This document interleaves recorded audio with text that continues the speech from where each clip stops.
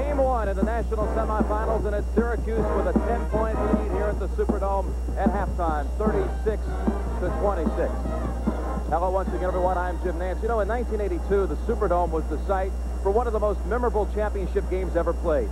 Dean Smith of North Carolina won the national title that night, and his good friend John Thompson of Georgetown was the runner-up.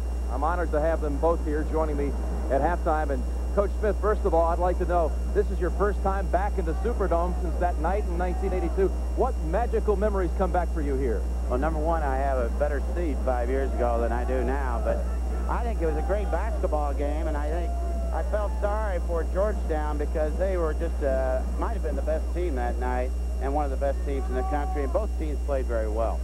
Coach Thompson, you've been to the Final Four 3 times here in the 80s, but in 1982, that was your first visit, much like Rick Pitino and Jimmy Boeheim today. What does a coach learn in his first experience at a Final Four?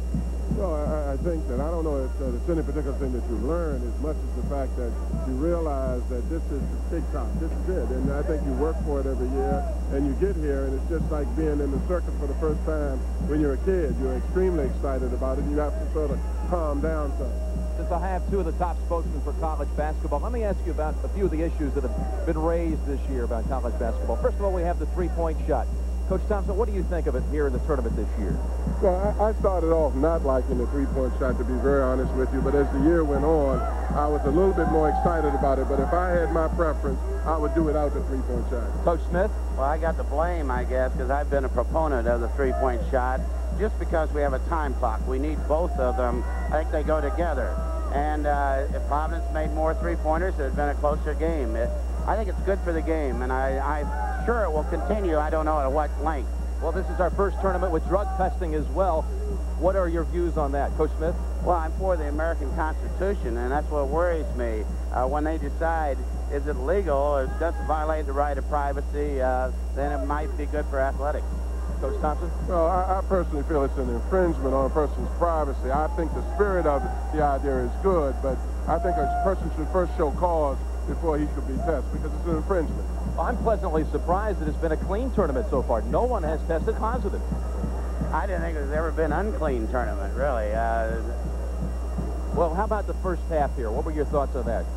Well, you beat these teams 5 games, Coach. Why don't you talk about it? I think Providence is probably a little colder than they have been most of the year, and Syracuse is playing more man-to-man than I've seen them play in a long time. But, you know, the game is not over yet. You can't get complacent at this point because Providence will use the three-point. Hey, you know, Cycli isn't doing what he did against us, but he will. He's a heck of a player. But Coleman's the underrated one. He's a great rebounder and shot blocker. A strong first half. And any other thoughts on the second half here, Coach Thompson, since you know these teams so well? No, as I said, I think Syracuse has got to maintain a level of concentration and intensity because their inside guys are very tough, particularly now when Providence is cold. But Providence is capable of coming back because they have excellent three-point shooters and they can get in the game so quickly.